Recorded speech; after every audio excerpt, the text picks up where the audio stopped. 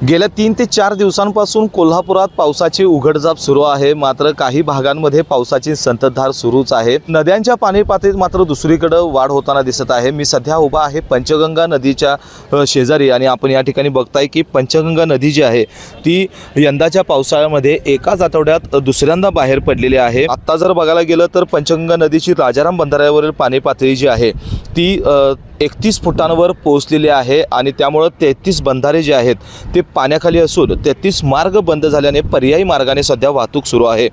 आज दिवसभर पावसाची उघडझाप आणि जिल्ह्यामध्ये संततधार सुरू राहिली आहे। नद्यांच्या पाणी पातळीत वाढ झाल्याने नद्यांच्या जे काही पाणी पात्राबाहेर पडायला सुरुवात झालेली आहे।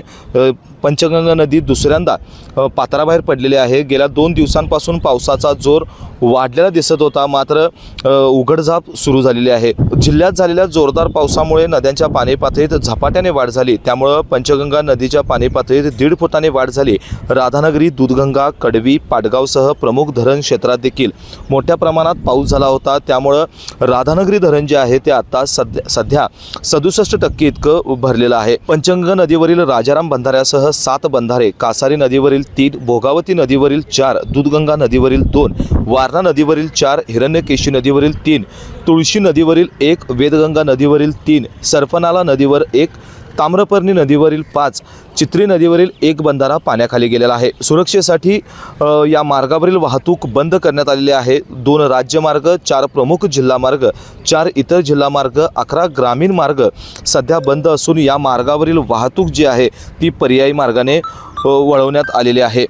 राधानगरी धरणातून सध्या 3100 क्युसेक, घटप्रभामधून 2834, वारणा धरणातून 1660, दूधगंगामधून 1600, धामणी धरणातून 1176 क्युसेक आणि कासारी धरणातून 300, कडवी धरणातून 220, घटप्रभा धरणातून 2834, कुंभी धरणातून 300 क्युसेक, सरपनालामधून 553 क्युसेक आणि धामणी धरणातून सध्या 1344 क्युसेक विसर्ग सध्या सुरू आहे। जर आज दुपारनंतर पावसाची शक्यता गृहीत धरल्यास पंचगंगा नदीच्या पाणी पातळीत आणखीन वाढण्याची शक्यता आहे।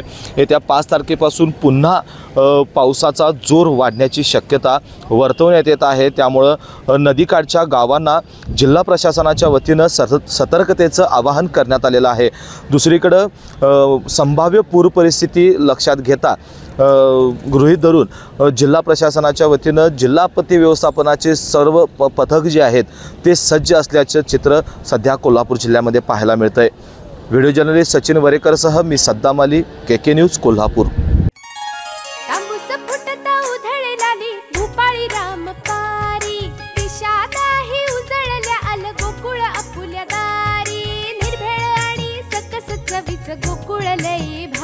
गोकुळची दर्जेदार दुग्ध उत्पादने, गोकुळ, अस्सल चव कोल्हापूरची।